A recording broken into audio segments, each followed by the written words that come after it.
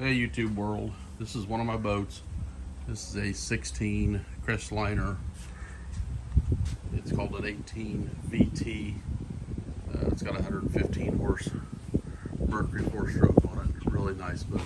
Bought this from an individual who was the best caretaker of his things that I'd ever met, and it was a no-brainer the minute I saw it. But I want to talk about installing life scope on this boat, and I don't know, I like things nice also, and in order to do it well, it takes a little bit of planning. So let me just talk about a few of the details that makes it come out nice.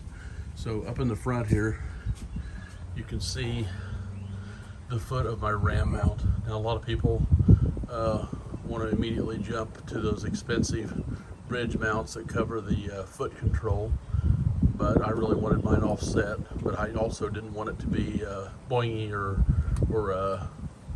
you know, not rigid. I wanted it to feel solid. So I took the footwell out of this boat. There's 6 screws, and then you have to take the supports for the center plug out with another 6 or 8 screws. And then that whole thing lifts out. Then you can look underneath the bow of this boat and you can see what's what, what's where, and that's where it made a lot of difference. So by placing the foot of the ram mount, and this just goes to planning, you can see there's, I'm going to come down here.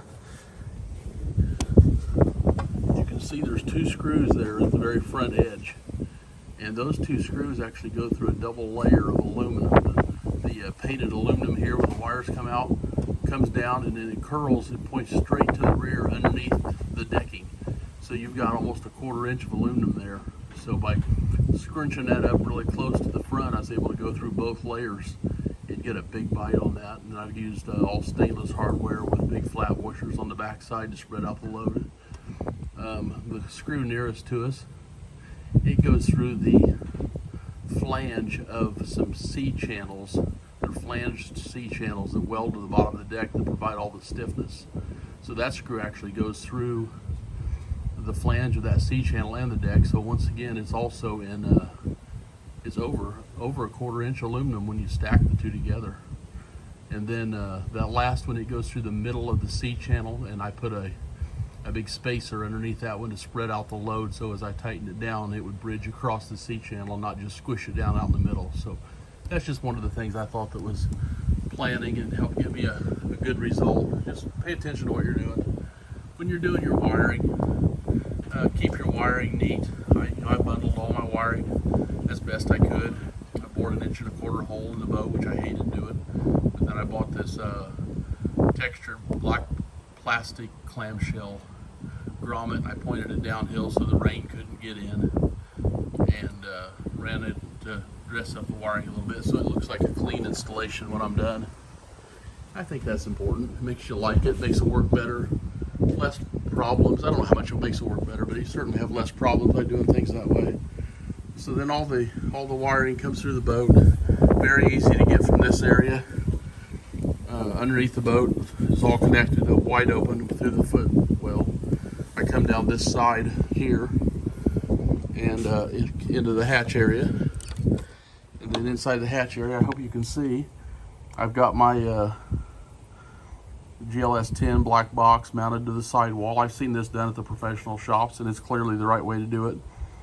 It allows it to keep it out of the way. It don't use up your black box, and the wiring is just neat as can be. All the excess wiring is bundled underneath the front of the boat ahead of that.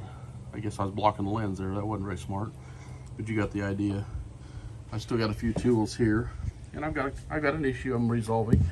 The battery seems to be weak. It was working just fine on one graph on the dash, but when you added live scope and pulled both graphs off of it at the same time, the battery was too weak to do a good job. So I've got a new battery ordered. Ultimately, this switch will mount right here, and that lets me to reach inside the boat from outside the boat and easily switch the power off should I forget it when I'm in there. So I've got 100 amp lithium coming, and once it's remounted in there, I think it's going to be a little taller. I might have to relocate that switch a little bit, but either way, that's how I terminate it. I ran 10 gauge wires all the way from this battery up to the GLS 10, and just ahead of the black box is where I terminated these 10 gauge wires into the original power wires for the black box and the 106 SV on the bow.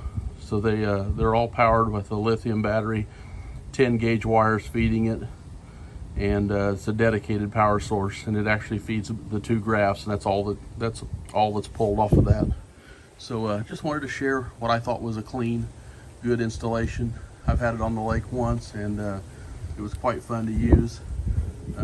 As I tune on it and learn more, it's certainly getting better. It's a little bit of a learning curve, so don't expect miracles the first day.